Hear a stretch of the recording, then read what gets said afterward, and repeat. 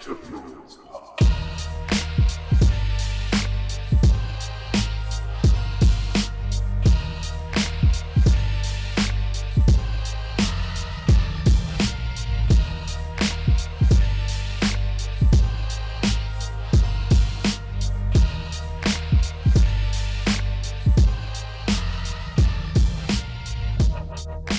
Hello and welcome to ProlesPod, your bi-weekly dose of history, politics, and culture without the liberalism. You can find and follow us on most social media platforms at ProlesPod, and on TikTok at proles.pod. If you want to help us reach more people, leaving 5-star reviews on any of the various podcast catchers is the best way to do that. If you want to help us with our vision, you can subscribe to our Patreon over at patreon.com/ProlesPod. There's a lot of great stuff there, such as early access to main feed episodes, bonus episodes, theory beats, study guides, raffles, surprise drops, and more, with more on the way.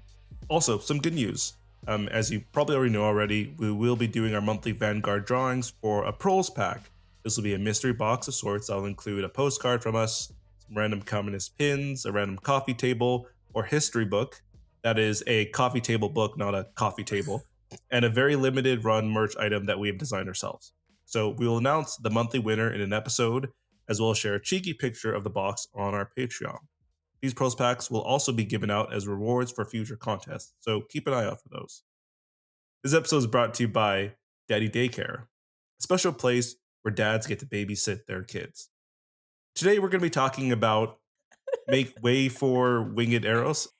We're going to be talking about the Alexandra Kollontai essay, Make Way for Winged Eros. Some people also pronounce it Winged Eros, but I think winged sounds Shakespearean.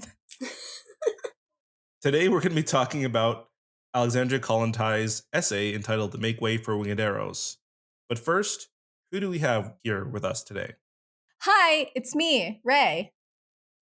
And our special guest is... Jen Big Nasty! Oh, hi, that's me. Now it's my the return. turn. Returning champion, back for more. It's been just about a year, actually. Like one whole year since I've been here. Oh, wow, that's crazy. Yes. And so for our listeners who have forgotten already, Jen was the host of, I believe, the part 2 discussion for the Stalin eras, which I know all of our listeners have listened to at least 3 times by this point. Start working on the 4th. Because you need to know all the Stalin info, of course. Whew. So to get us started, where would you like to begin, Ray? So first, I want everyone to stop what they're doing and then go to Jen Big Nasty's show, How the Red Was Won, and listen to our previous episode that has already been released on For the Love of Worker Bees. Okay, so just do that right now. We'll sit here and wait, and then you come back. Okay, you did it? Great. Yeah. Let's get into some background, which you should already know because I said it on Jen's show. So this is definitely going to be a repeat because I know you just went and listened to that episode. But Alexandra Kollontai is born, I think, March 31st in 1872, Aries queen. And her family is decently well off. Her dad's a general in the Russian army. Her mom came from a noble family, I think, in Finland. She's well educated. She speaks a bunch of languages, I think like 4 or 5, maybe even 6. And from a relatively young age, she becomes left radicalized. So she gets married basically as a way to get out from under her family's control. And we can see this experience of hers as maybe kind of like something that does wake her up, right? Because basically she has to pull like a doll's house, the Ibsen play. She has to pull a doll's house and go from being her dad's property to being this guy's property, right? So she feels pretty stifled as a wife and even more so as a mother. And actually, she leaves them both for Zurich. And when she's in Zurich, she studies, and then later she studies in Paris. And this is sort of where she really encounters the Marxist ideas that give language and analysis to what her lived experience has been up until this point. First, obviously, observing firsthand the wealth disparity that she grew up around. I mean, she was relatively privileged, but you could see that other people were not. And also the experience of essentially becoming the property of men, right? So, by the way, Kollontai is her husband's last name, and she keeps it for the rest of her life, even though they're not really married anymore. So when she gets back to Russia, she joins the Social Democratic Labor Party and was originally a Menshevik, but don't be too hard on her because she sees the error of her ways and she gets right with Lenin. She's also, understandably, as I've just said, an early advocate for women's rights based mostly on the experiences that she's had herself and the tools and the language that Marxism sort of gives her. She's obviously an outspoken critic of the First World War because she takes the Leninist line of like, well, we shouldn't be nationalists at the expense of sacrificing, good working people at home and abroad for a fucking imperial agenda. Go figure. So like, as we know, after the Bolshevik Revolution, she is like the lady of the government, and she is like the People's Commissar for Social Welfare. And she leads the writing of what is at that time like the most progressive family code in the world, the first family code of the Soviet Union. That said, here we go. We get into the 20s. Remember, this essay that we're going to talk about today is published in 23, so we're starting to see the cracks form, and the ideas that she's putting forth in this essay and related works at this time, again, that you should go listen to Jen's podcast to learn more about, it starts to create some tension between her and Lenin and some of the other Bolsheviks, which, by the way, at this point still includes enemy of the pod Trotsky, because he doesn't get booted till the end of the 20s, right? Okay, but basically, that's what you need to know about her life that is relevant to what we're going to talk about today. And let me say this. I love Lenin. I respect him deeply. And in this, he is wrong. He is wrong. Because, listen, the essay that we're going to talk about today, which, by the way, if you want to subscribe to our Patreon over at patreon.com/ProlesPod, you can hear me read this whole fucking thing. So do not tell me you don't have time to read it. I will read it to you. But the ideas that she's putting forth in this essay, Ray, sorry, could you repeat what you just said about Lenin?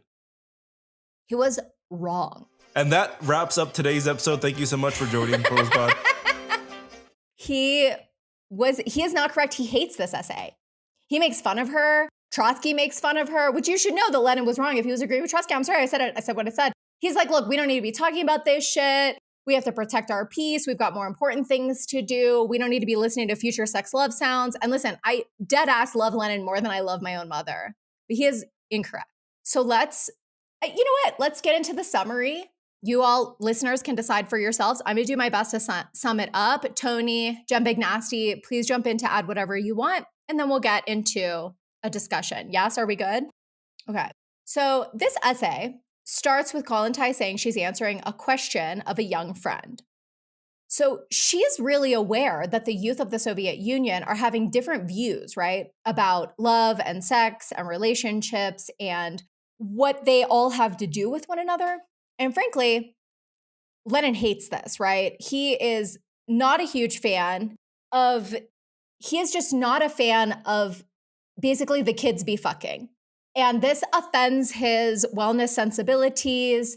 And Kollontai doesn't like it either, right? She's really mischaracterized as being like a hoe for show, and like no disrespect if that's what she was, but it's not really the case. She also doesn't really love it, but she's just saying that she can understand it. She wants to meet them where they are, and she is paying attention to them and trying to offer them solutions and analysis. Okay, so the point of this essay is to make the argument that love is not a private matter, and that actually the things that we do in our romantic and sexual lives matters because love and relationships and sex and the role that they play in our lives and in our society have always been dependent on and influenced by the mode of production and the ruling class in any given historical moment. Therefore, she's saying, it behooves us as the proletariat to consider how we can influence love and how we can use love, obviously both to enrich people's private lives, sure, and further their development, but also how we can enhance the power, the unity, and the goodwill of the collective. Okay. I want you all to keep in mind, again, we're talking about this as being published in 1923. She is like late 40s, 50 years old. During her lifetime, she has lived through the Civil War, the Bolshevik Revolution, the First fucking World War. These people are traumatized. They do not have the tools and the language that we have now. And so basically what's happening is like, yes, okay, people aren't forced to marry anymore. You know, one of the things in the family code, we've got no fault divorce. We've got all of these different things that we're offering to people who choose to divorce, who choose to break up their families in favor of better conditions or to move or for the party or whatever. And we want to move toward this like collectivizing of this kind of care. But there's still a lot of social stigma around this, okay? And so, okay, obviously what is going unsaid up until this point is like we can name she's talking about cis straight people dating and falling in love. So I understand that might not be you, listener, but please keep listening because even though she and obviously the society at large are limited in their thinking, she's doing exactly what dialectics is supposed to do, which is use the tools to learn and expand existing limitations and biases to orient toward new solutions. So even if you're like, I don't give a fuck about that, maybe keep listening because I think the tools that are at play here are still going to be legible and relevant to you, even if you don't agree with how they're applied. All right. So this text is divided into 3 parts. The first is titled Love as a Socio-Psychological Factor. Right away, she's making the key point here that love is not private or individual. Actually, it's something that has to be understood correctly and channeled by the proletariat for the good of the collective, right? So as I've said at this top of this episode, Lenin, he is a wellness girly. He is not giving away his chastity. So when the young Russians are just like out here fucking and leaving, or honestly, even just doing stuff other than, I don't know, the relational constructs that he is familiar with, he is absolutely horrified. But Kollontai is like, guys, look, I get it. During the intensity and the uncertainty of the early Russian Civil War, of this new Soviet worker state that we're putting together, these young people didn't have the fortitude, the maturity, the energy, the willingness to commit because they were just thinking about the revolutionary cause. And so they turn back to what she is calling, okay, here's the introduction, wingless Eros, which is a way of relating where the simple biological instinct of reproduction takes over because it consumes, she says, consumes less inner strength and therefore doesn't detract from revolutionary or party work. People came together, she says, without great commitment and parted without tears or regret, which was expedient as all energy was dedicated toward what she says the most urgent aims of the historical moment. Which, like, again, I think that that's like very understandable. I think we can all understand why there wouldn't be, at least in general, as much time and energy to invest in romance and long-term partnership and emotional intelligence. But there might be, just people fucking around and living for tonight, yes? So, okay, I know that I keep saying the kids be fucking, but whether or not she's just talking about casual sex or she's speaking more broadly about changes in relational dynamics and levels of commitment, it's not actually super clear. And we can talk about this when we get to the discussion. But I do think she's speaking a little bit more broadly, saying that in general, young revolutionaries weren't interested in ideas and love and relating because their focus was understandably somewhere else. But then she's like, okay, now we're in this period of relative calm. Like, guys, we won. And she's like, okay, little quote here. Tender winged Eros has emerged from the shadows. And with that, right, she's like, there's this renewed interest among young people and they're starting to have more complex ideas about love, relationships, even cultural production, art, music, psychology, all these things. And some of the Bolsheviks, some of the old dudes are like, this is maybe some sign of some kind of like worrisome decline or backsliding, and she's like, no, this is an opportunity to explore this new emotional energy that is seeking an outlet. She's like, it's a sign of the times, baby. And this means that it's time for the working class to consciously appropriate this emotional, energetic force, right? Kollontai is like, a little quote here, love is not in the least a private matter, but rather a profoundly social emotion that has always been regulated by society to determine basically what is like quote unquote legal, i.e. what corresponds to the interests of the given social collective, or what is quote unquote illegal, as in it stands counter to the aims of the ruling class. And so therefore, proletarian ideology must, quote, pay even greater attention to the significance of love as a factor which can, be channeled to the advantage of the collective. So she's sort of like forging this force, this energy into some kind of, I don't exactly want to say weapon, maybe like a spear on the psychological and cultural front. Okay, and that takes us to the end of part 1. Moving into part 2. It's titled Historical Notes. Okay, honestly, Kollontai does a cool bit of historical analysis here. And let me just say up front, no, it's not perfect, right? Similar to when Engels is writing Family, Private Property, and the State, she's going off the information that's available for her at the time and making what she can out of it. And even though it's imperfect, obviously, by the way, like any sweeping historical analysis, it's going to have to leave some out. She's still making, I think, an interesting and valid point.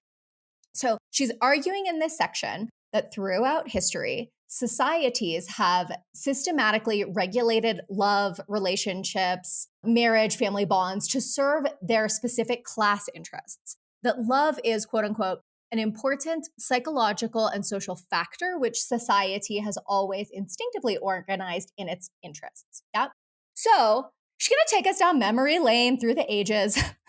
We've got what she calls the ancient kinship community. And here, the collective love was prioritized above individual pairings because that's what worked best for the community at the time. She calls it love friendship. And she says this is the most valuable kind of bond. And that, like, a man trying to risk his life for a woman he has a crush on, especially if that put her above the collective, would be reproached or, she says, even despised.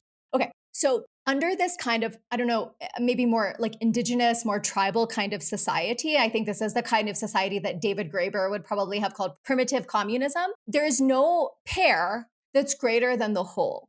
And therefore, love of the whole supersedes any individual or couple or quote unquote like nuclear family, right? So that concept doesn't even exist yet. Then this kind of society gives way to feudalism. And like being a feudal knight is actually so fucking weird. So like, especially coming from the type of society, right, that we were just describing. So if you can imagine, you're coming from that kind of society, you're being enclosed into feudalism. As a knight, you don't own shit. You don't get material benefits. And by the way, you might fucking die in service to like some guy who owns all the shit you don't. So like, how do they convince you to mount your steed for the feudal lord? Well, they leverage love, but not, and this is important, this is one of the shifts of the time, it's not a love that you can actually fulfill. This type of love is love that you can have for a woman much above your class station, always someone married. You would not have this for somebody who was single because even like the thought that it could be fulfilled is disgusting and inappropriate. Or maybe someone who's dead, like the Virgin Mary, somebody who's totally unattainable. So because of your love for the lady of your heart, you'll go off to fight and maybe die for the glory of pleasing this woman who literally does not know who you are. Now, this type of love, this like platonic and unfulfillable love, is really appealing to the church too, right? Because it's chaste, it's not rooted in, I don't know, sex, ew.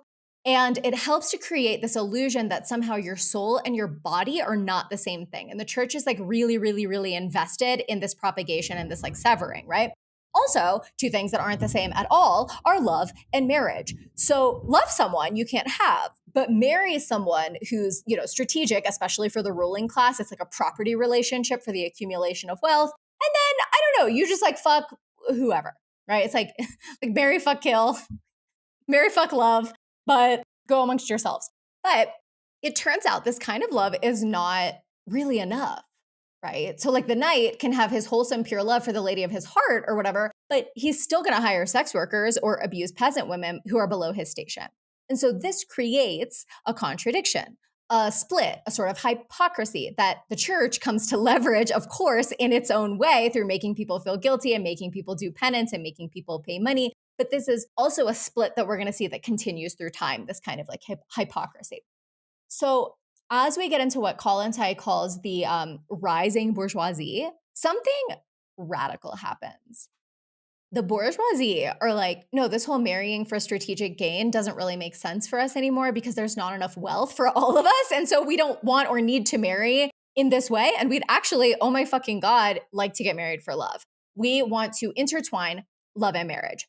And this serves the new mode of production really well because this conceptualization of the pair bond and the nuclear family becomes in a lot of ways the foundation for what Kollontai is going to call the bourgeois system. Okay, so I have like a little bit of a longer quote here. Aware that the stability of the family, the economic unit on which the bourgeois system rests, required that its members be linked by more than economic ties alone. Bourgeois ideologists propagated the new moral idea of a love that embraced both the flesh and the soul. Thus, the bourgeoisie made love and marriage inseparable, right? And like the soul and the body sort of come back together. I don't know. But there's a new problem that arises here, right? Since capitalism is reliant on a specific view of property relations and ownership, she's arguing that this thinking infiltrates our understanding of relationship, of our partners, and obviously also of our children. And yes, now love can be associated with marriage, but that also means that love is, quote, permissible only when it is within marriage. So she concludes that this entire bourgeois morality, quote unquote, with a utilitarianism typical of the bourgeoisie, tried to use love to its advantage, making it the main ingredient of marriage and thereby strengthening the family. So she's saying this fosters jealousy, a sense of ownership over one's partner, and it limits our capacity to love the collective, to feel connected to it as a whole, and to see our society as an extension, therefore, of like our own family, of people that we love, that we are responsible for, that we are accountable to. And she's like, guys, we are armed with the science of Marxism, okay? We don't need to be like this. We have to acknowledge that the way that love is not a private matter, as though it like might seem to be at first glance. And that is the end of section 2. So we move into the final little section here, and she calls it love comradeship. So this is the sort of proposed solution and continuation of what she's been laying out before.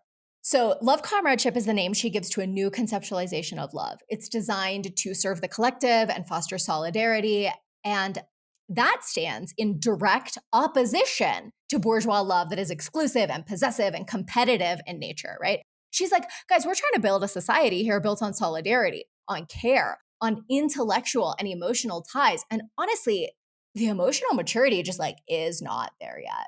So just like infrastructure or educational systems, she's arguing we have to build it intentionally. We have to educate the masses on becoming sensitive, becoming compassionate, responsive, warm, capable of love. And she says, this love is not narrow or sexual, but like broadly, because, quote, love is an emotion that unites and is consequently of an organizing character. We're trying to channel love to overcome the bourgeois concept of morality that is like hypocritical in nature, that is sort of broken and immature, to overcome the impulse to restrict, quote unquote, the freedom of Eros, obliging him to visit only the legally married couple. Proletarian ideology does not place any limits on love, right? So she says it's in this idea of limitless, broad, expansive love that we get the title of this piece, right? This is what she says is winged or winged Eros, which is valuable because it helps to develop the inner qualities necessary to she calls them the builders of a new culture: sensitivity, responsiveness, and the desire to help others. So she introduces this idea of love comradeship, and she says that it has 3 key principles. I'm going to read because you all know I love a listicle. 1, equality in relationships. 2, mutual recognition of the rights of the other, of the fact that one does not own the heart and soul of the other. And 3, comradely sensitivity, the ability to listen and understand the inner workings of the loved person. And she's like, we're going back to recover something, right, from that earlier primitive communism, because this new love is always in service to the collective, right? Just like it was before feudalism and the bourgeois ideologies took hold, except that now the collective isn't defined by a tribe, but by our Soviet state. And honestly, maybe at this point, even like the global proletariat, right? And at the end of the essay, she's like, okay, so yes, I'm saying there are parameters, right? This is like the irony, because she's always getting shit on for advocating freak-offs and free love. But she's like, no, there are parameters. Yes, we can and should love more freely and more expansively, but that doesn't mean completely fucking chaotically. Yes, there are new, and she uses the word chains, but this is a positive development because the goal of proletarian ideology is not, quote, to drive Eros from social life, but to rearm him according to the new social formation and to educate sexual relationships in the spirit of the great new psychological force of comradely solidarity. And so I think it's really interesting, right? Like I said, that she's always getting shit on for these beliefs that she clearly does not have. She is like, we need to raise our awareness and consciousness around love so that it can contribute positively to our society. And so I do, again, think that there's like a big chasm here between your partner is not your property and communism is when orgy. But, let's get into the discussion and you can tell me what you all think. So, we can start anywhere, but first, just what came up when you were reading this?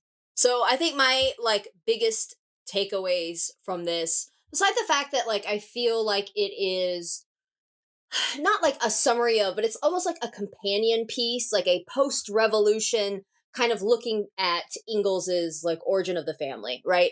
She obviously, I think, has studied that or like at least read it. And I think a lot of her idea of this, the historical section, I think, it comes very strongly from that. I mean, if you've read one, it makes sense when you read this, right? But I think like the biggest overall takeaways, at least from my like 2025, looking back on this, it is a century old writing, is that she has the cure for male loneliness. She has the cure for incels, and it is communism, right? It is this, the reason that we have these male loneliness, the reason we have incels is because of the patriarchal, like this bourgeois love system that we currently live under, where, love is only ordained by the church between one straight cis man and one straight cis woman.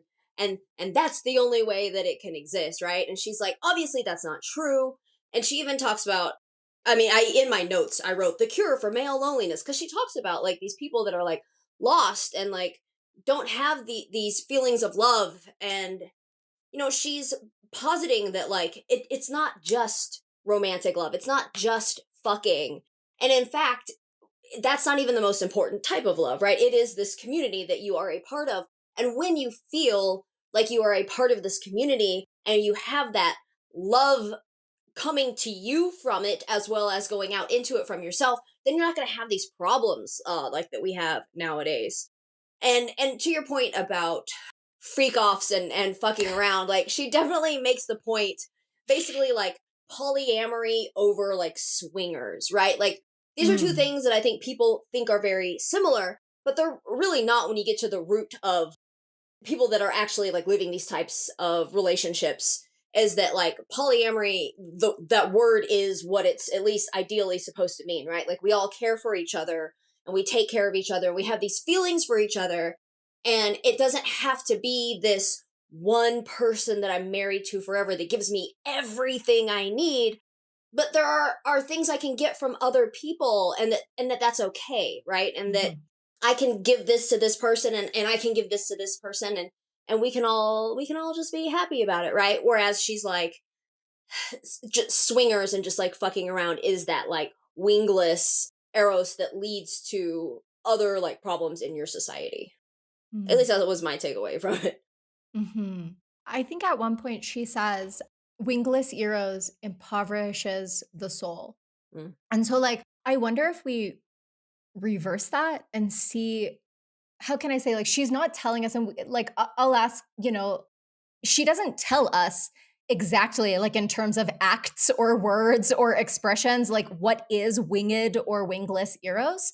But I do think when she offers us wingless Eros impoverishes the soul, I wonder if we like reverse that and see, regardless, like our individual and communal constitutions, that which degrades us, that which lowers our self-worth, our compromises our values, whatever that is the evidence that it is wingless Eros, regardless of where that line falls. So basically, like if it makes you feel bad for yourself, if it is undignified for you, if it's a violation of the things that you believe in, like it's going to be different person to person, but I don't know, maybe that's how we know something has been wingless. I'm so sorry, Tony. I didn't mean to jump in. Please, if you want, Yeah, please no, tell us. no worries. But I mean, kind of to answer that question is perhaps a response to it before I share some other thoughts. Isn't that what she's not arguing wingless Eros necessarily is? Because she's saying that it was kind of like the expedient and almost like the natural thing during the Civil War itself, so that it wasn't like necessarily degrading within that context or those material conditions. But at a Or am I certain misreading? point, right? She's no. Yes, I yeah. think I agree with you that again, I mean, that is the whole argument, right? That in different present moment material Yeah. conditions, we're going to relate to relations differently. And so what was appropriate in that previous season maybe is no longer. And I think that's why she's not saying exactly like what is correct or is not correct. Yes. She's saying it's almost like, again, I'm using very modern language, but it's almost like this kind of relation. Maybe these people, these young people, that's all they know because they're young. And they grew up in this incredibly precarious and chaotic time. And so what seems quote unquote normal or natural to them might just be a response to trauma and might just be a response to these really terrible conditions. And she's saying, guys, we're in a different moment now. And so you have to think from this place of stability, is this helping to build, the future of the workers' state that you're so proud of, that you fought so hard for, that maybe some of your friends and comrades, family members died for? I agree that she's saying that then it was okay. And of course, that's what makes Lenin and the Bolsheviks be like, oh my God, slag. But she's saying now, like, I do understand where you guys were coming from then, but now let's rethink that. You know what I mean? Yeah. To the point of stability, as her seeing that it's 1923, I think this text was written, Mhm. and she's seeing this time period as being a moment of stability in which a winged Eros could be like pursued, or a level of consciousness raising could be take place to get to that point in the near Mhm. future. I think perhaps she what's the word? She overshoots maybe her point, or from her historical standpoint, she's assuming that the Soviet Union proceeds in a way differently than it does. I mean, maybe she kind of thinks the Soviet Union's going to proceed in the way that it actually does. And that's why she's like, we need to intentionally thwart this, because if we do not, because basically, right at this time, the young people are starting to be like, oh, do I want to get married? Do I want to have kids? Do I Yeah. want to date? But they don't have the long-term emotional and relational tools to do that, because what they grew up with, like, nobody was really modeling that for them.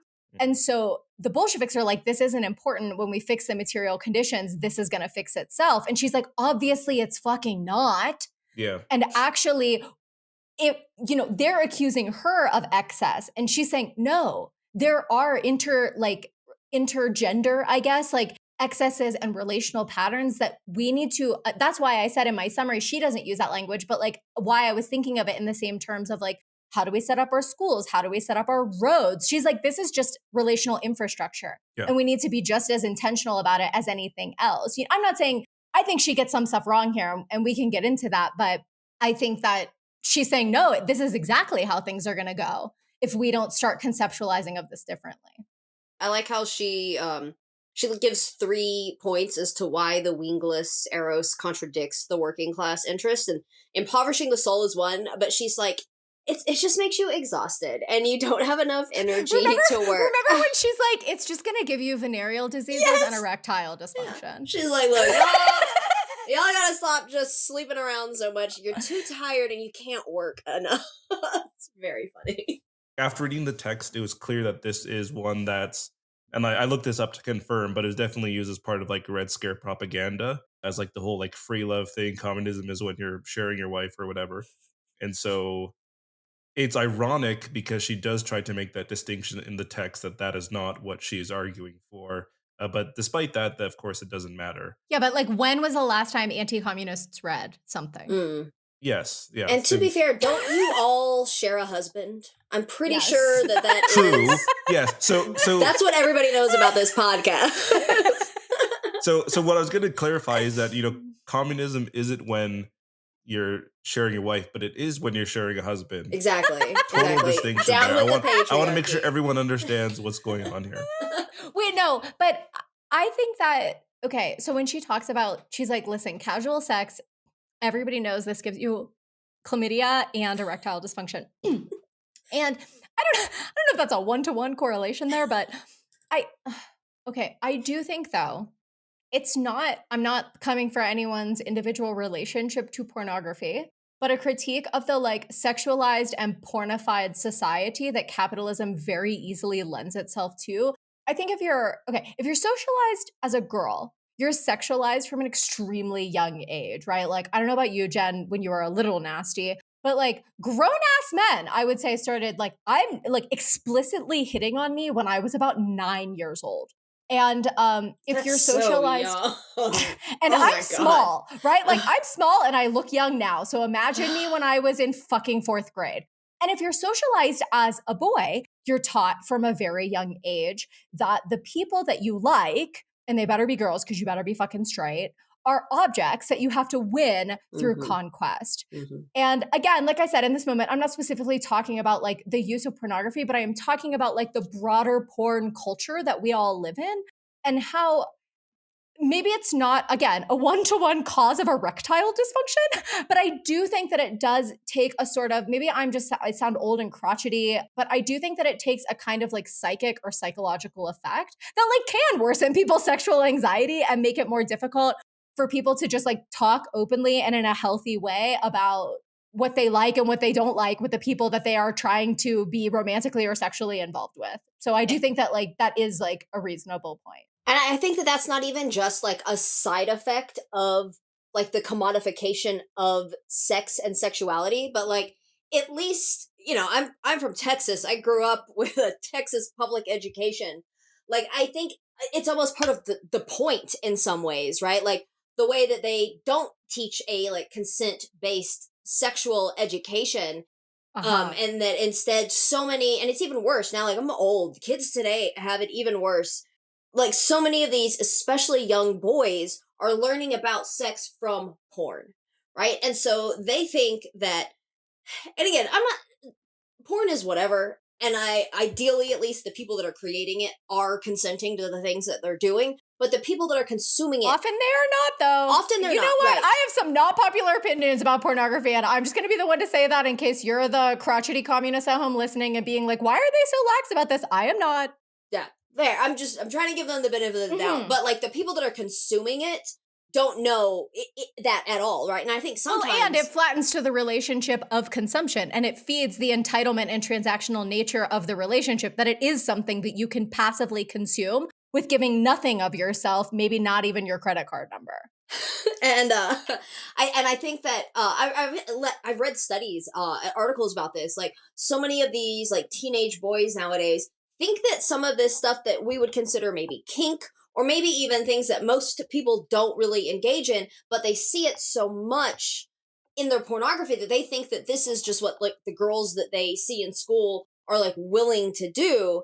And so it creates this rift. And of course, girls often, again, are socialized to feel like they should. And as I said before, the culture that we live in is not conducive to having like healthy normative conversations, which like if you're young enough to be fucking or seeing and touching each other's genitals, you should be, if you are of an age that you can be like touching and having sex with or relating with one another sexually, you should be mature enough to talk about that. And if you're not, there's like a disconnect. And I don't know about you, but for me, I would say I was able to talk about it maybe a few years later. I mean, I actually like had a reasonably positive sexual upbringing, like sexual experience, like early life sexual experiences in a lot of ways, and like a lot of horrific things. But like even for me, I would say that lapse was like a few years, you know? Yeah. I guess I don't know.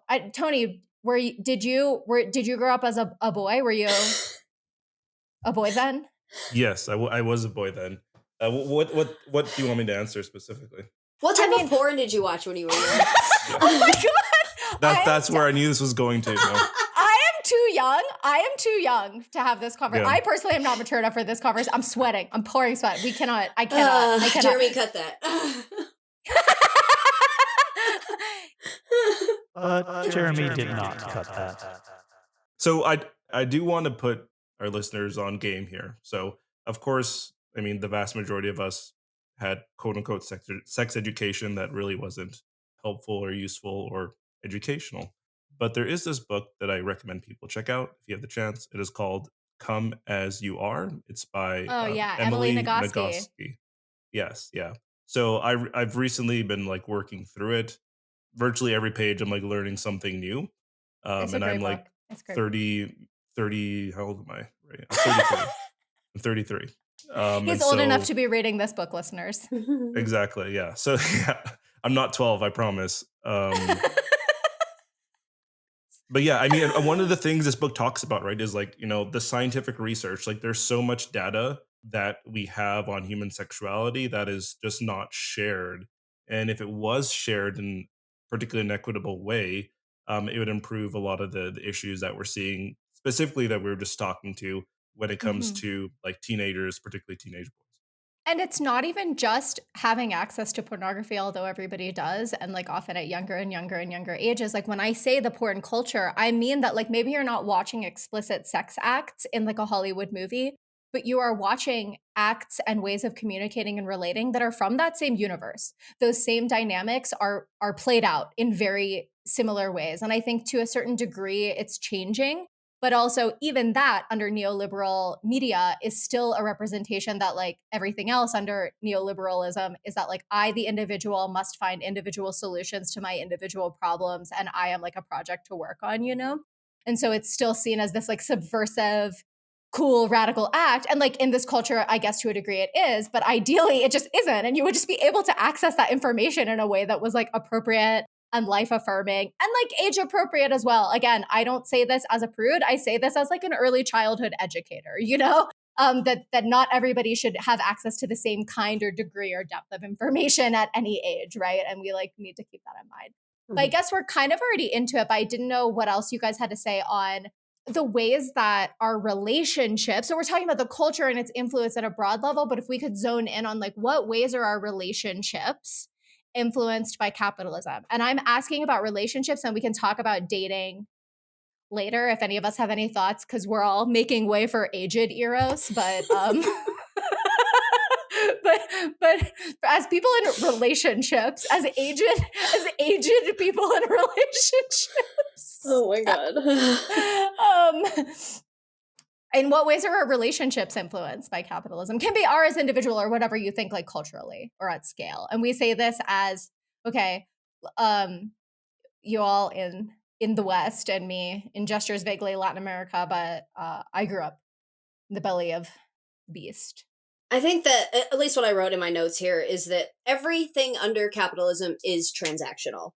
And that's not just your sexual relationships, but it's even your friendships as well. And, you know, and she talks about this a little bit, and it's also in Ingalls, is that like this development of capitalism comes along with this idea of ownership, and not just of my things and my property and my land, but also I own these people. And it's also a way that I think we view children in our society to their detriment in so many ways. Like kids and to ours, because we were kids at one point. But like kids have no rights. You know, they're very much like at the whim of whatever their family or their school finds appropriate for them. And even like our schooling isn't socialized the way that it sounds like it should be, or that ideally a public school is like influenced by the community. It's really just not it. In Texas, it comes down from our insane governor and stuff, right? But this idea of like love as a property relationship that also has sunk itself into our friendships that we create. And so many, I'm lucky that I have some really good friends that I've had for 20, 30 years. And even my friends that I've met recently, the people I keep close to me, these are not transactional friendships. You know, like, do we help each other when we can? Yes, like that's part of it. But it's not because I expect something in return from them. It's because I care about this person. It's mutuality. Exactly. But I think that is unfortunately not the norm, or at least not what we even like see in our media, and what we're even taught is the ideal, right? We get something from somebody, and like that's why we keep them around. We look at that like, I hate to talk about like Trump or something, but like he's such a great example of this, of like, if you want something, you have to like kiss his ass, right? Like he's not going to give you anything without something in return. And the fact that we have elevated a person that has lived his whole life like that to such a high place in our society says a lot about our ideals as a capitalist society. I think that's really true. I mean, honestly, when I was thinking on this question, we see all the same shit that Kollontai is complaining about.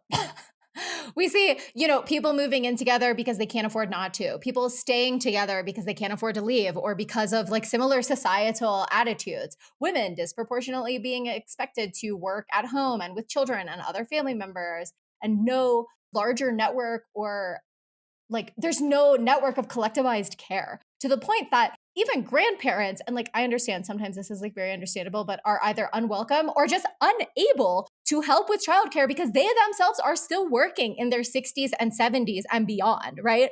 Obviously, It also made me think of like the wedding, the wedding industrial complex, wedding culture, the way that we make Big money, wedding. commodifying, big, sponsored by Big Wedding. Oh, that's it. Our episode should have been sponsored by Big Wedding. Um, the way that we make money, commodifying love and valorizing a certain type of romantic love.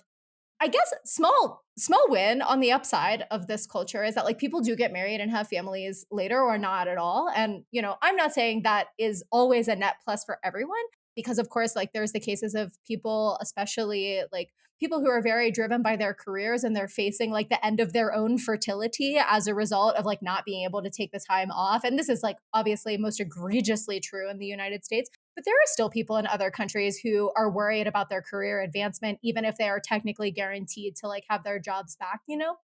So I know that it's like not always a positive, but like certainly like I benefited by by getting married in my 30s and by like choosing, not to have children. Although, hey, and we can talk about it. I don't know, like if I had more support and I had more money and I had more time, like maybe I would have felt differently about wanting to have children. Like I said, I'm a teacher. It's not like I don't like kids, but these are the sort of things that came up basically, that under capitalism now, it's still creating all the same problems and contradictions that it was creating when Kollontai was writing this in a lot of ways. There's something else I had in my notes that you just touched on about like almost this like commodification of parenthood. And that I think you're right about a lot of people that if they had more support, they would have a kid or maybe a second kid, but a lot of times, financial and time restraints on like the size of the family that you're able to have. I'm someone childless by choice. I knew from a very young age that I Same. never wanted to be pregnant, never wanted to have kids. I'm cool with being the aunt, I'm down with that.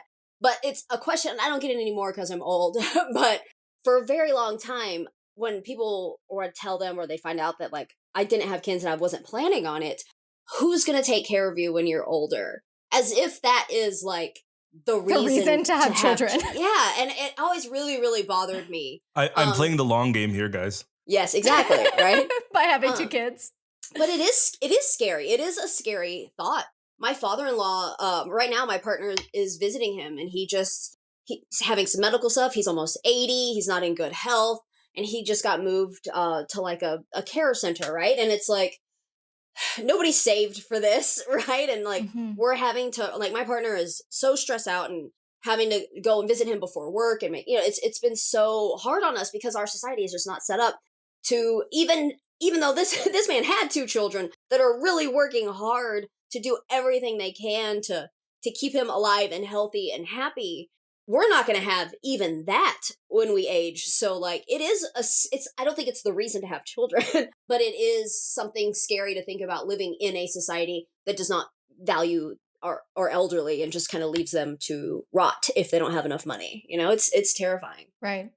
On that beautifully positive note, the convention of aged Eros, what about dating culture? What are some, I don't know, examples of capitalism's hand that we can see? And also, if you have thoughts on like how would it be different otherwise? Yeah.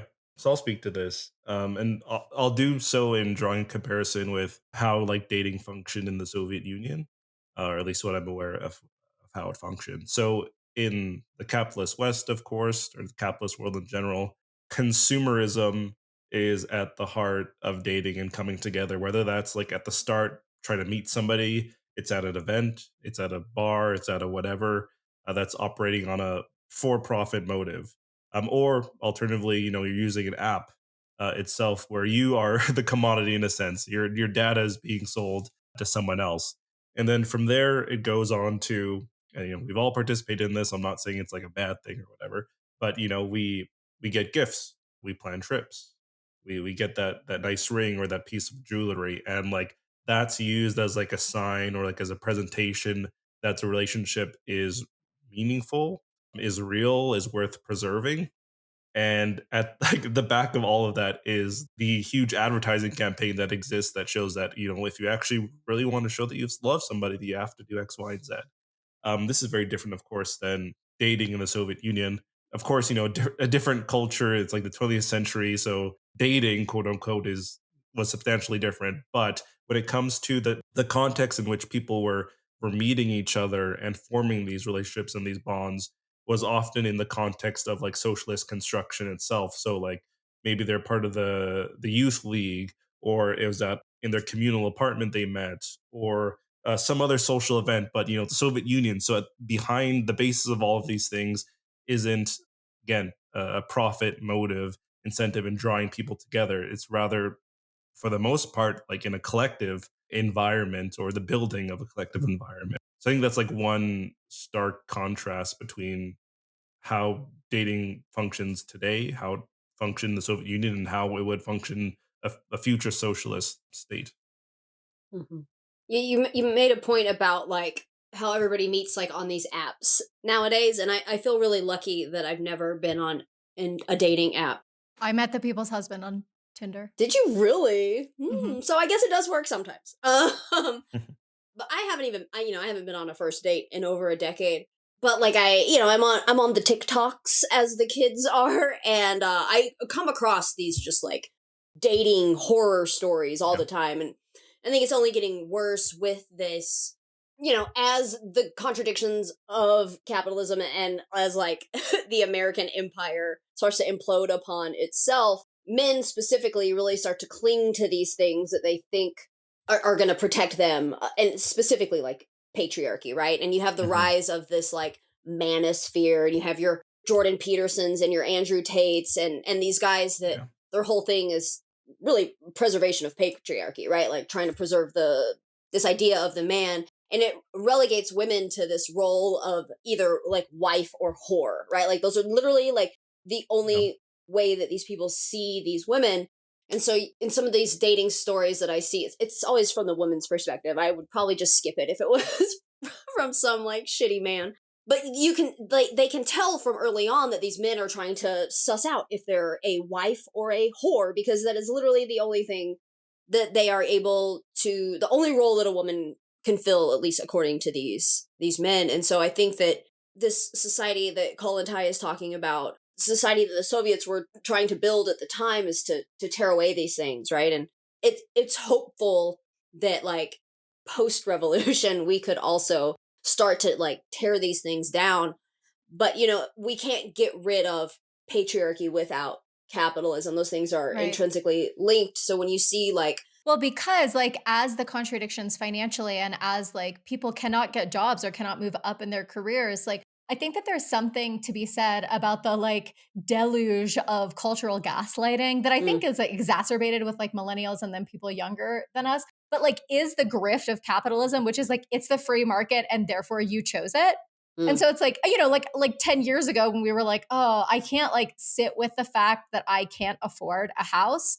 So like, oh my God, isn't it amazing that I live in a van? Right. And it's like there's this whole movement of people who like think that they have made this as a conscious choice. And to a degree they did, but they were choosing between like van or homelessness. right.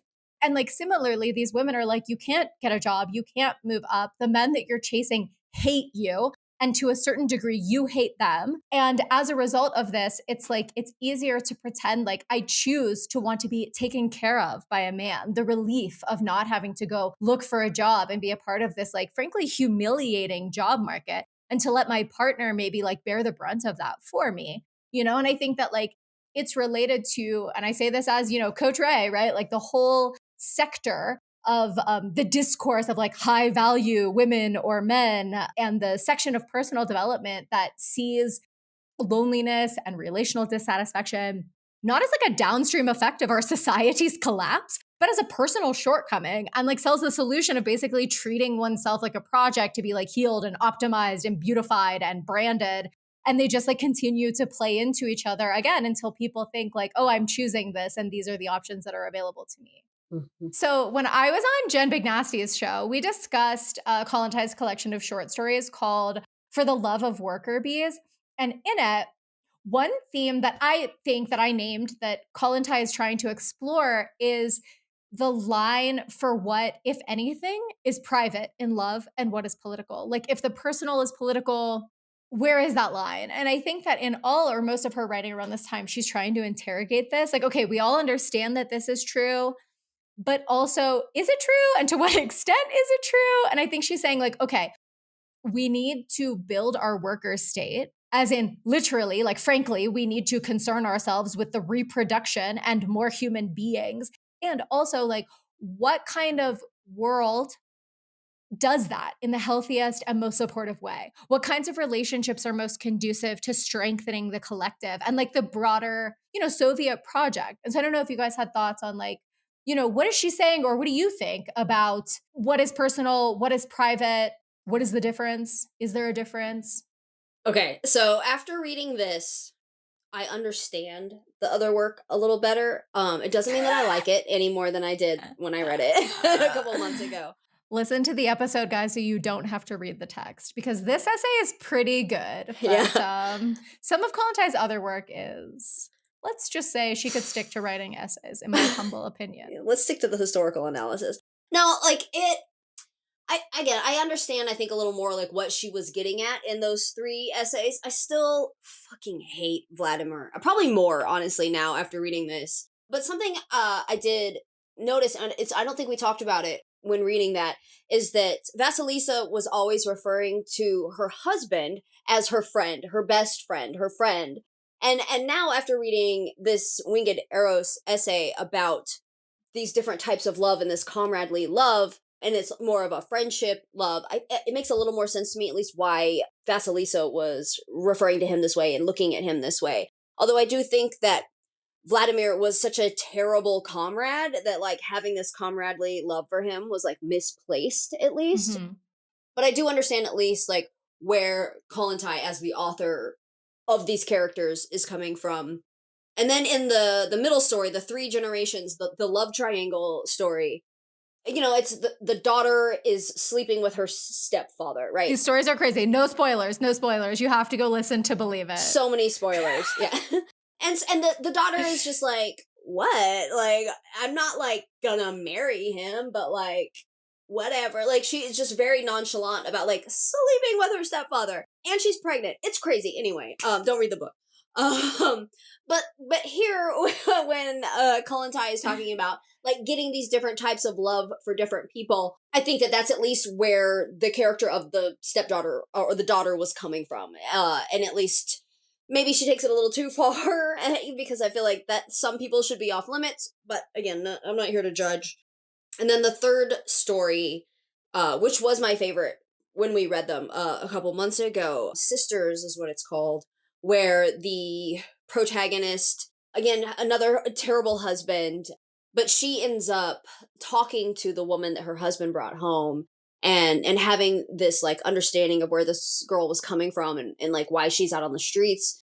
And she ends up leaving her husband, right? And trying, even though it's hard and she might end up on the streets herself, she still makes this decision because it is the best decision for her. I don't really know if there was a lesson to be learned there, because her life became really hard after leaving her husband. But I guess she found that she had more in common with this prostitute than she did with her husband, who was, like, trying to be, like, more bourgeoisie and understanding the difference in those relationships, maybe. I don't know. I still don't like the book. I actually think I'm really glad that Tony said what he said earlier in this episode, because I think that we're seeing it bear fruit. So in that collection of stories, again, you can go listen to I highly suggest you listen to the episode. I do not suggest that you read the short stories, my personal opinion. So Ray, sorry, could you clarify But- where we can go to listen to this episode? So you can go to Jen Big Nasty's other podcast, How the Red Was Won, episode 40. Something that Tony said earlier when we were talking about, like, different things being appropriate at different times, and was she thinking that the Soviet Union would maybe play out differently? And frankly, I think that when we read the short stories, every single man in all 3 stories is terrible, or starts out okay and devolves to being a terrible lover, a terrible partner, and also having just really fucked up, incogent politics. And so I actually think that she's saying this is the risk of not taking this seriously, that you think that you're building these political projects, but unless you have examined it at the level of the individual, at the level of your own family, and the woman, in this case, that you're supposed to love and respect, and the mother of your children, and all of these things that are supposedly valorized, unless you're able to really think about that, you're going to degenerate in all of your views. And I think that that is one of the stories that she's saying. I think for today, again, sorry, to go back to the Bolsheviks, the men of the party, right, sort of think that this is going to happen organically. And again, I think that that's because they don't have a better answer. But clearly, because it's clearly not the case, right? And we see that even in the rollback in the Soviet Union, a few years after this is written, of the Second Family Code that comes out and retracts a lot of things because the state is incredibly ambitious in its vision, but it's not able to fulfill on its promises. And therefore, it has to fall back to the family systems that it knows. You know, the state wants to offer all of these programs to collectivize cooking and cleaning and childcare and education, but they don't have the money, they don't have the infrastructure. And frankly, and Kollontai is the only one saying this, they don't have the consciousness to pull it off. If you cannot cultivate this kind of empathy and forward thinking, you can't. So one of the big problems in the third short story on Jen Bignasty's show is that she has to care, that our female protagonist has to care for a sick child. And there's no one to come help her. There's no creche to put her child. There's no healthcare. She is alone doing this. And if you don't have the forethought to see the downstream effects of that, if you don't have the consciousness and the emotional maturity within yourself, you're not going to put structural solutions in place for a problem that you can't fucking see. And frankly, to bring up like a modern example, I think that this is kind of what we're seeing in Burkina Faso, right? Like the state project has a clear vision, but the infrastructure and the culture cannot catch up fast enough. And so they have to find other ways to maintain and cultivate like order among a population. And so we are seeing these like sort of like social rollbacks and things like that of a means to try to, again, maintain some semblance of order and integrity within the society. So they have to look to the prevailing family structures. But that also means, again, I mean, obviously, specifically in the case of Burkina Faso, this will fall on gay and queer people, you know, disproportionately. But like in terms of the family structures, it's going to fall on unnamed, unpaid labor of women and girls, right, in order to meet those needs, right? Tony, Yeah. as the only parent on this call right now, what do you think about the impact of capitalism on family, on childcare? Again, like Kollontai and the early Soviets, their vision for this is to collectivize it. Like, I don't know, do you think that's a solution? You have kids?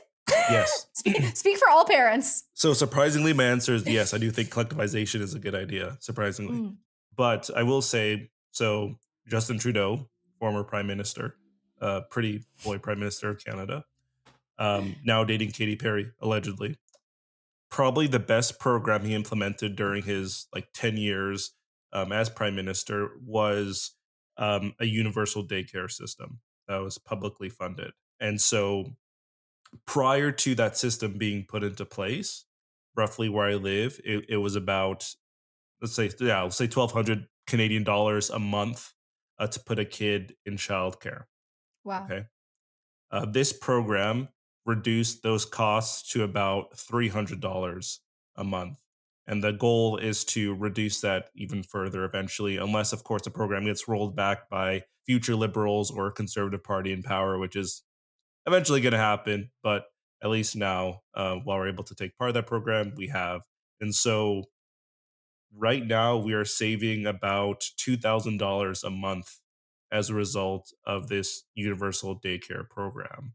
I just like cannot stress like how much that has saved us. Like we would be having the discussions of one of us, and in this case it would be me because I make less money staying at home with the girls to provide that child care because it might not be feasible for us to continue doing that, right? Or I'd have to work part time, Mhm. or there's so many other considerations that would be impacting our careers, how we spend the time that we have together, if we have that time together, and just also like how we live our lives in general.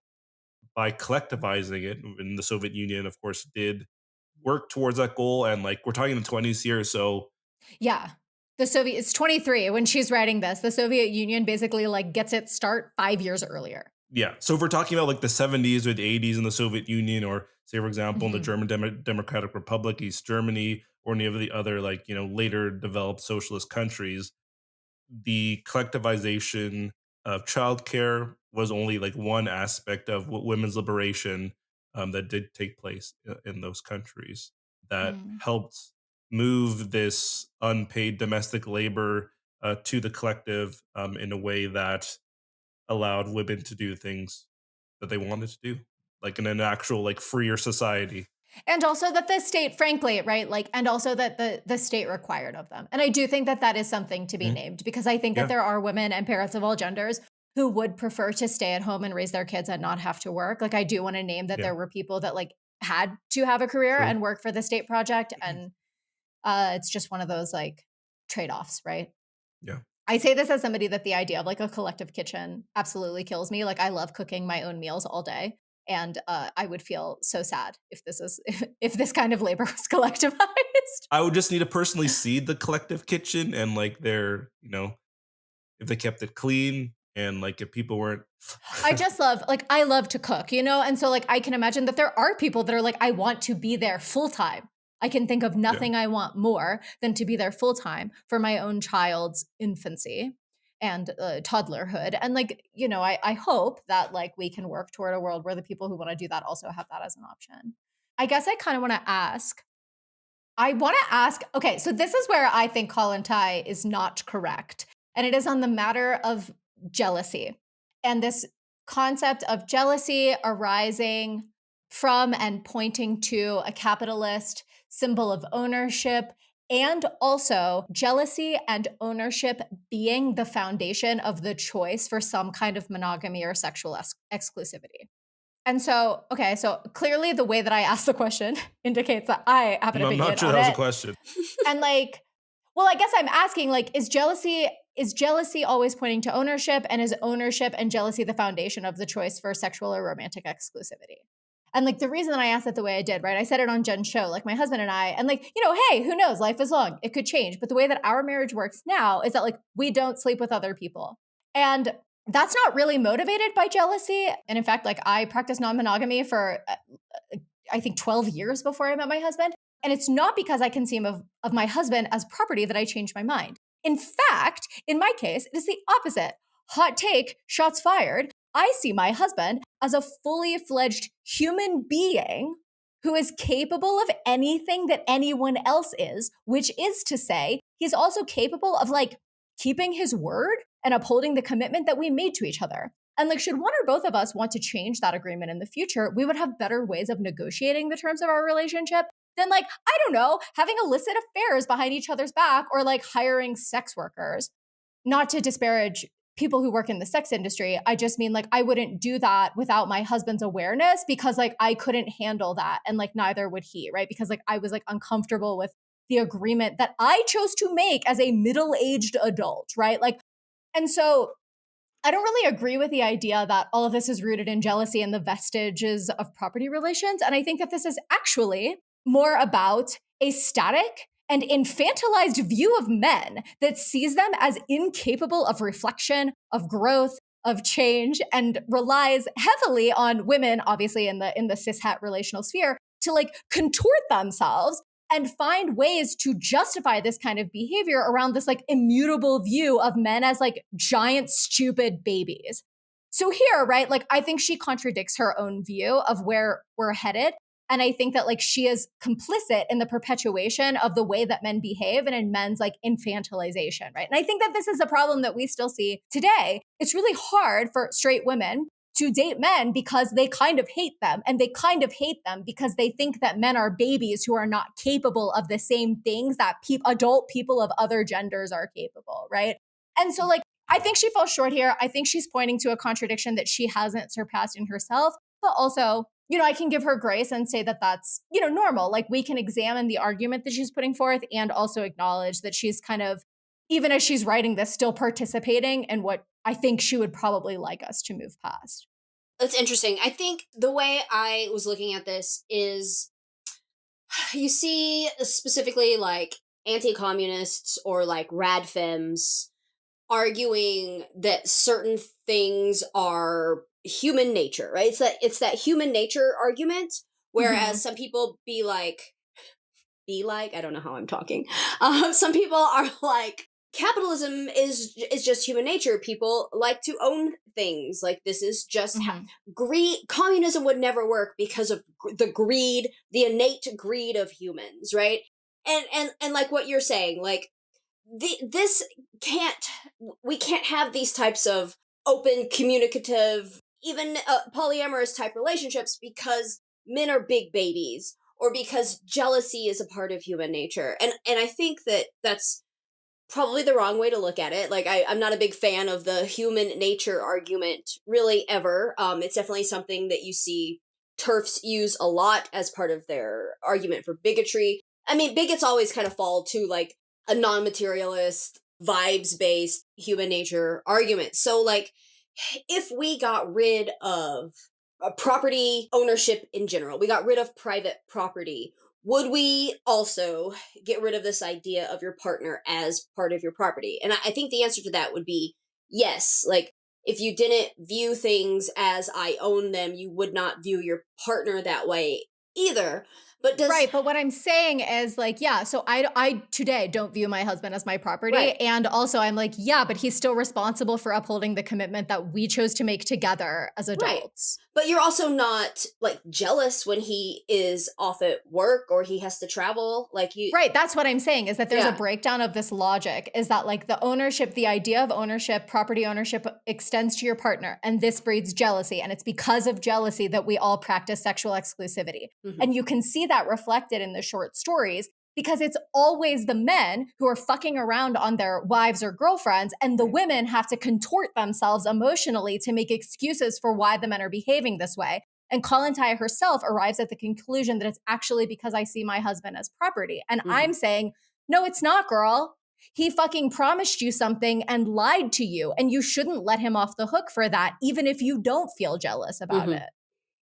Okay, yeah, I mean that makes sense, and I think that I am agreeing with you in that. But I think that not everybody is as woke as you about that, right? And then I think that the reason that some of these feelings of jealousy come up, even when the partner isn't cheating, right? When he goes away on a work trip, when he has a female coworker that like you create ideas in your, not you, but like the general you creates ideas in your head about, right? Like I think that that does come from a sense of ownership, and that what you're talking about is something totally different, and you're talking more about like we made this oath to each other, we are trying to be just like honest and upholding the things that we said we would. But I think that they're related. I think it all comes down to like us all being complicit in the infantilization of men and the belief that men cannot behave better.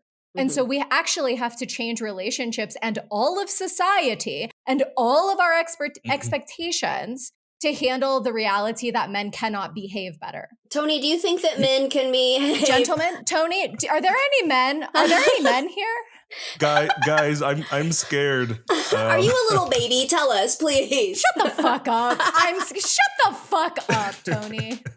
So I will say this. Perhaps on Kollontai's side, this is an assumption, so don't kill me here. But perhaps she's operating with a little internalized like misogyny in a sense where it's like, Yeah. yeah. And I think I said this on Jen Show is like, she is the first woman in the government. Like she is in the boys club all the time. Yeah. She's the lady in the boys. I can relate to this experience. The lady in the boys club all the time. And so as a result of that, she sort of like internalizes. Yeah. And that's what allows her to a certain degree to like rise to the ranks that she is. And it's not about necessarily nepotism, but it's like, you know, we like elevate the people that we like and that we like to work with, but she has to lower her standards like so far that I just like still see this as a very significant problem today, that it's like, yeah, we're just going to change the entire mode of production. And I know that socialism is achieving obviously many very noble goals, but it should not be that one of those goals is that we all get to be continually complicit in the infantilization of men. To all our male listeners, I guess you're a majority because like, where are the fucking girls? We do have like, actually we have a disproportionate percentage of non-binary and trans listeners, turns out. But Awesome. I know, it's great. But to the men who are listening, I believe in you. You are a grown up. You can do it. I believe in you. And like the relationship and the contract, the social commitment that my husband and I have made to each other is reliant on the fact that I think my husband is capable of everything I am. I think my husband is a person too. And this all comes back to like upholding patriarchy as like everything and not like, I feel so bad for the most privileged. But it's like racism hurts white people. Patriarchy hurts men.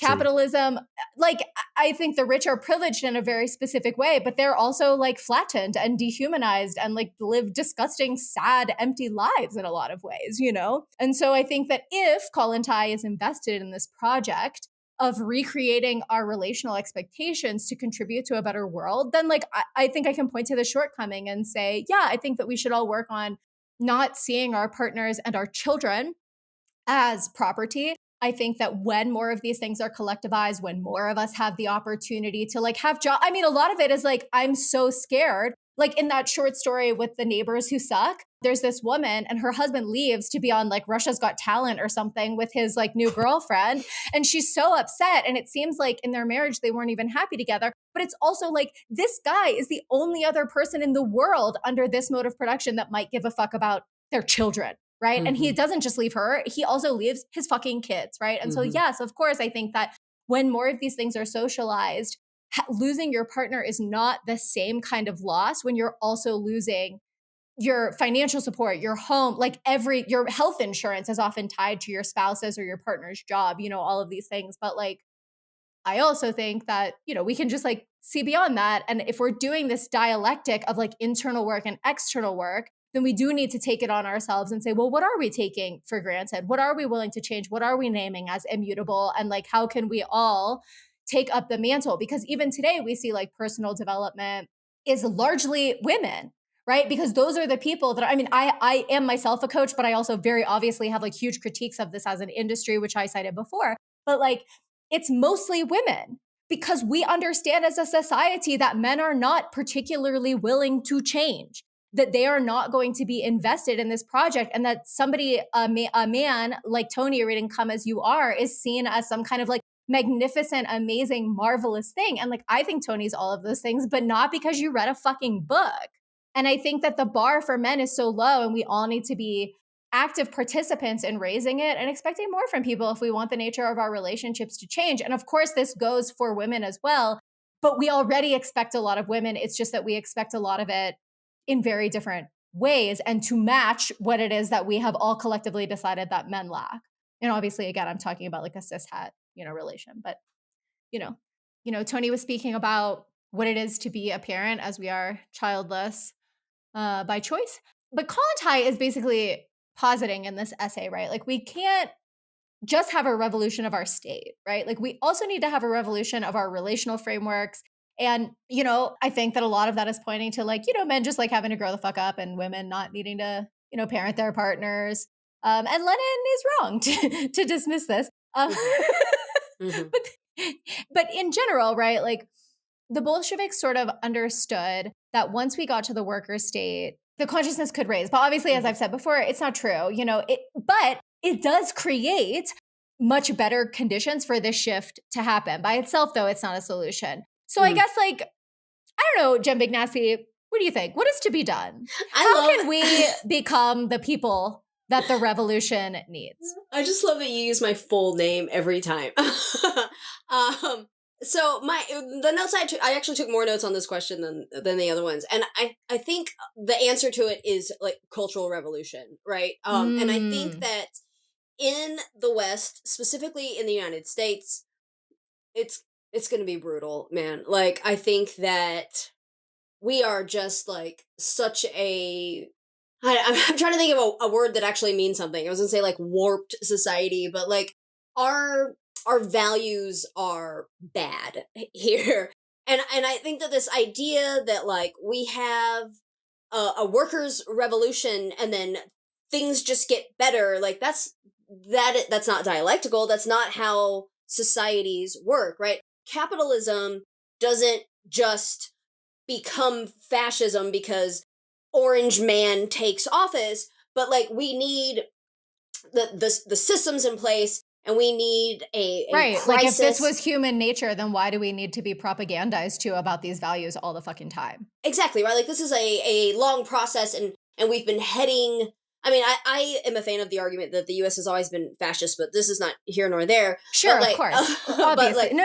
I think that, but my point is like, again, is like, but we are receiving these messages that are in alignment with this all the time. And so why would that be any less true in a different mode of production? Like you said, it's the there is no human nature argument. We're always in relation to our material conditions. Exactly. And so in the same way that like fascism doesn't just happen because you elect the wrong person, revolution doesn't just happen because the conditions are poor, right? But we have to make a revolution happen. We have to organize the people. We have to educate people. We have to let them know that things can be different. Our society can be better, but we have to work to get it there. So by that same thought process, post-revolution, we have to build a better society.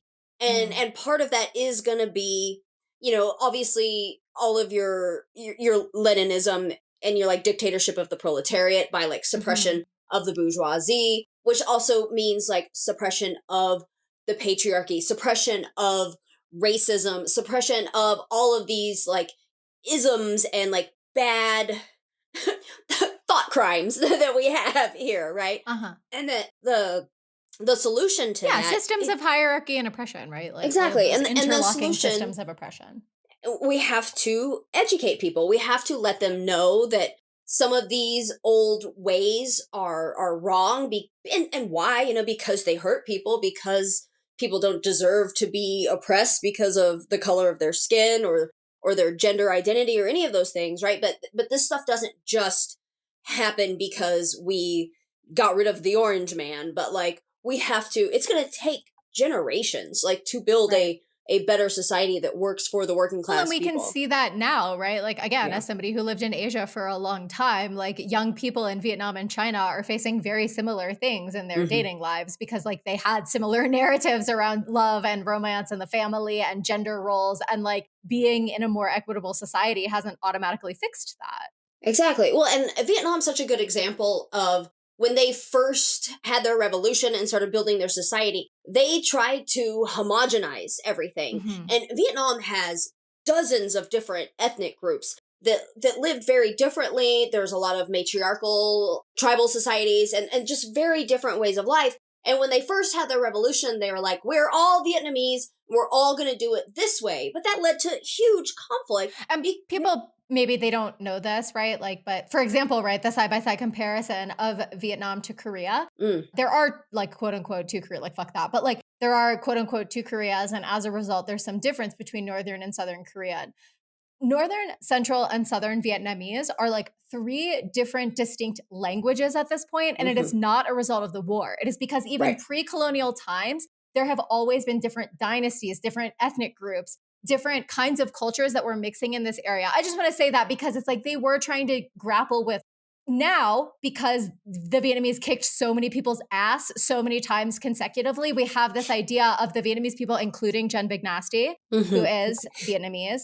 She is blessed in a way that I can never be to be Vietnamese. But, you know, that we have this like identity of this like strong national image, but this was largely constructed in a response to those things. And as a result of that, I just want to say that because it's like, if people, it makes it sound worse than it was. They were really trying to say like, okay, if we are going to move forward, this national identity is our answer to the national question that is constructing this revolutionary state that is going to overcome colonialism. And it did. And then post that, they realized, you know, they tried to do it one way and then realized that wasn't going to work, right? And that's also part of building a new society is you might try something that you find out is bad, right? And that people aren't happy with it and that people still, even though, yes, we can understand that we are all Vietnamese, we also still have these ethnic identities that are very important to who we are as people, as families, as even like a region. And that, you know, and it was about learning that like, that's okay. And it doesn't actually harm the movement of building socialism, but people need to still have these ethnic identities as well. That's that on that. Tony, do you want to take us home? Yeah, so on that note, due to the offense I've drawn from Ray's comments, I'm now a reactionary. So thanks for that. But anyways, in all seriousness, thanks so much, Ray and Ben, for that conversation. Learned a lot. That about does it for this episode. Thank you to all of our Patreon subscribers. The newest ones are... This is obviously not Tony. This is Jeremy doing the Patreon name read. So the newest patrons are... Megan M, Luke, Zachary C.K., Trip Johnson, and Hannah C. And a very special shout out to our Vanguard patrons: Class Antagonism, Audigem, The Leninist Lawyer, B, Lil Lumpenprol, The Winking Cossack, Better Red Than Liberal, and Alex D. Once again, if you'd like to subscribe, you can do so at patreon.com/ProlesPod for free. If you have any questions, comments, or episode ideas, please email us at ProlesPod@outlook.com. Also, please do, if you have the chance, follow, review, like, and do all that algorithm stuff that helps our show. We'll see you in 2 weeks. May the Spectre haunt your streets, and solidarity forever. They envision the entire world Sovietized communist style. Communist style. Communist style.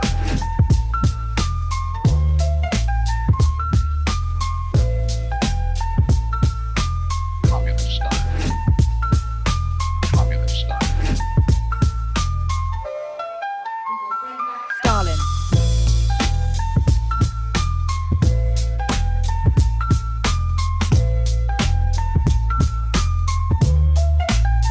Soviet retro. Communist style. Communist style. Soviet retro. Communist style. Communist style. Soviet retro.